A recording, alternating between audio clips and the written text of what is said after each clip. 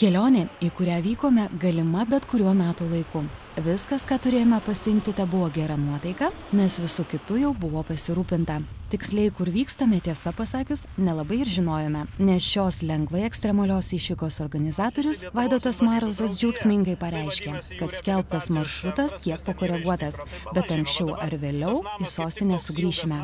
Tai buvo pirma maža intrigėlė, kuri kalbėjo pati už save. Mėgaukitės, bus linksma. Visoje šios išvykos santraukoje, kurią jau pradėjote grožėtis, išgirsite 33 priežastis, kodėl verta leistis į tokią kelionę ir patirti neišdildomų įspūdžių. Jei bežiūrint sugalvosite kitą priežastį, galite mums parašyti. Pirmasis išgirsite iš karto po apsilankimo Europos parke, kur ir buvo pirmasis mūsų sustojimas. Spaudžiant lengvam šaltukui apžiūrėjome ekspozicijas po atviru dangumi, tiesa atstumai čia nemaži, tad teko truputėlį pabėgioti, juk laiką reikėjo taupyti.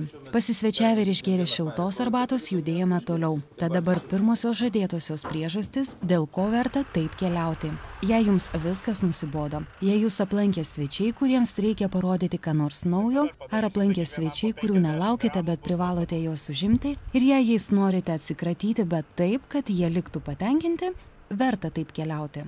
Stabtelėjus miško laukymėje visiems keliauninkams buvo pasiūlyta paragauti tradicinio lietuviško žolelių gėrimo.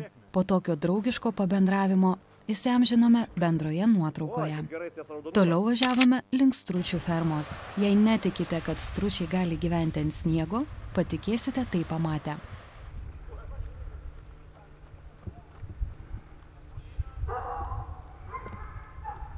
Kol judame link Europos geografinio centro, dar 5 priežastys. Jei nematėte senovės dangaus šviesulių stebyklos, jei nežinote, kur gyvena žvyrės, jei nematėte ožkos akmens, jei nebuvote Etmo kosmologijos muziejuje, jei manote, kad 70 gyventojų kaimas negali turėti 2 kapinių, verta keliauti.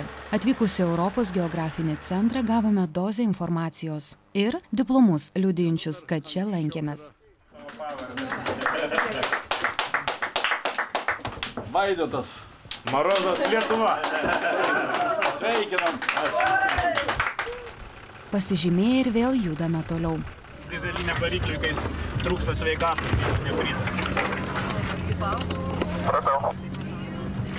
Nematomo kelio vingiai visus atvedė į vaizdingą vietovę prie užšalusio ežero, kur būdami šiek tiek išalkę kirminėlį numarinome gardžiais sumuštiniais. Jūs darėt pats ryte? Nu, aš. Niekas nepadėjo vieną. Ir galvojau. Jau. Net su agurkais. Pavalgę ir sušėlę keliavome toliau. Jūsų dėmesiu dar 5 priežastis, verčiančios taip keliauti.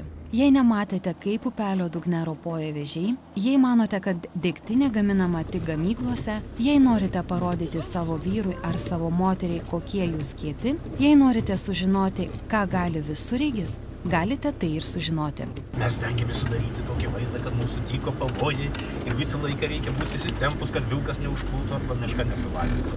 Taip, va dabar prieš mus yra pavojus, yra gili bala. Ir jinai yra užšalus, bet jinai užšalus ne tiek, kad ledas neįlūžtų, tai nežinau, kaip čia mes išsikepurnėsim. Taip,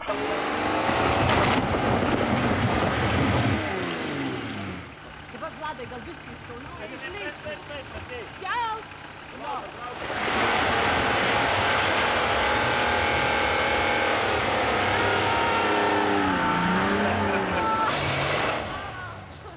Pralaužus ledus kitiems ekipažams, kliūtis įveikti buvo kur kas lengviau. Įgavę visureigių privalomą purvo makiažą, skriejome tolyn.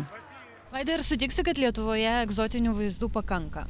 Pakankamai gaila, gamtinės sąlygos neleidžia pamatyti, bet va dabar kairiai toks tikrai nemažas skardis ir pamenu su praeitą kartą, kai važiavom, kai kurie ekipažo nariai iš vis nusisuko ir net bijojo žiūrėti tą pusę. Toliau vardijame priežastis skatinančias aktyviai ilsėtis ir pramogauti. Jei nežinote, kur kimba lydekos, jei nemokate vienu degtuku įkurti laužo, jei nežinote, kurie grybai valgomi, jei niekada nepietavote paežerėje ir jei nevalgėte miške kepto omleto, tada voila, kaip pasakytų prancūzai. Netrukus sužinosite, kuo lietuviškas safaris skiriasi nuo dykumos, išmoksite kepti tikrą kiaušinienę ant laužo ir šokį, kuris vadinasi skalbti, skalbti, gręžti, gręžti, džiauti, džiauti. Yra tikrai su kuo palyginti. Turkijos safariai, Egipto safariai, na ir dabar lietuviškas galų gale. Taigi lietuviškas safaris, sakyčiau, turi viską, ko safariui reikia. gerą orą, blogą orą, sniegą, lietų, purvą, miškus, ežerus. Na, ko daugiau reikia? Tik turistų reikia daugiau. Aš manau, tikrai super yra.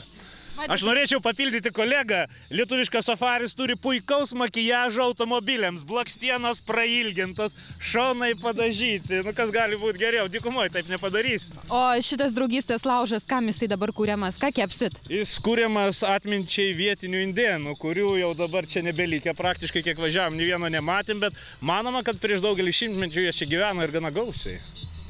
Vigvamai čia buvo. Taip ir patikėjom. Dainų muzika dar skamba, dar mums pavyko gauti įrašus, jeigu girdisi, tai čia indėnų muzika, nacionalinė indėnų muzika.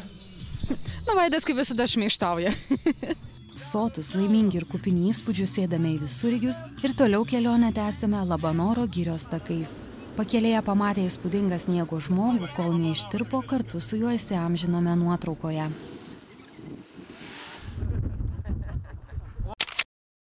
Toliau keliaujame ir vardijame priežastis.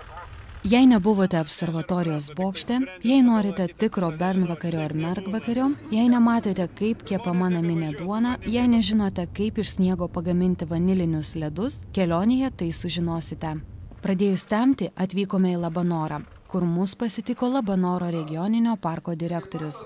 Vėliau aplankėme kaimiško turizmo sodybą, kurioje alsuoja tikra lietuviška dvasia, o šeimininkai pasiūlė ne tik smagią atrakciją, bet ir pasivaišinti.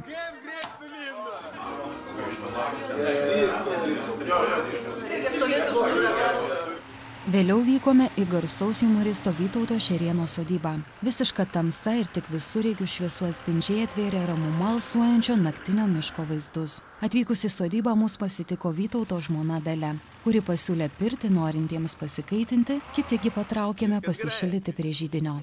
Visi dalyvavę šioje kelionėje iš Vaidoto Marozo gavome universalų išgyvenimo rinkinį, kuriame buvo peilis skirtas žvėriui nudobti, grybams ir žuviai išdarinėti bei kitiems poreikiams. Žiebtuvėlis laužui užkurti ir anksčiau minėtai žvėrienai, grybams ar žuviai pačirškinti. Muilas rankoms prieš valgį nusiplauti, puodelis atsigerti po sočių pietų. Oranžinė liemenė, kad nepartrenktų pravažiuojantis automobilis ir striukė užsikloti pogulio metu. Tai buvo paskutinis šios kelionės taškas, kurį aplankėme. Taigi, jei niekada neradote lobio, o tikite pasakomis, atrakcija, kurią mes jau išbandėme, kaip tik jums. 1, 2, 3, eina! Dulkės nusiplauna, o prisiminimai lieka.